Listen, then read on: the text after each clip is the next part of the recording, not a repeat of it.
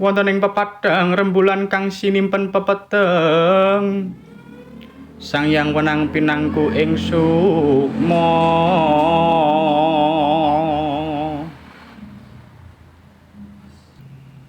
Nglantaraken pepadang kesucian tumraping jagat gumelar.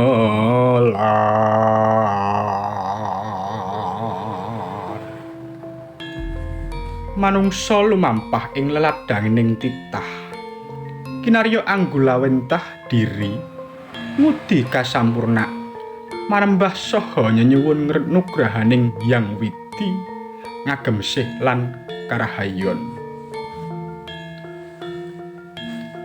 Saking pinuji rahayu kawula aturaken sembah pangabekten kawula ing ngarsa panjenengan sedaya.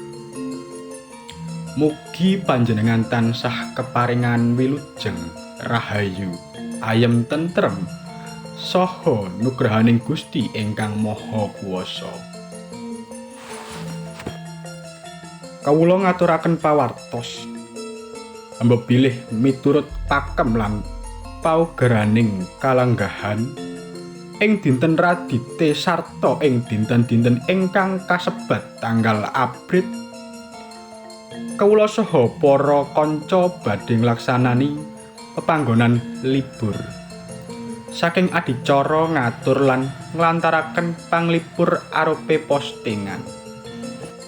Kawula nyuwun pangaksama pangapunten sinarawung rasa andhap asor amargi sakabeh karsaning lampah punika adhedhasar dawuhipun wewaton sarta tata titi paniten.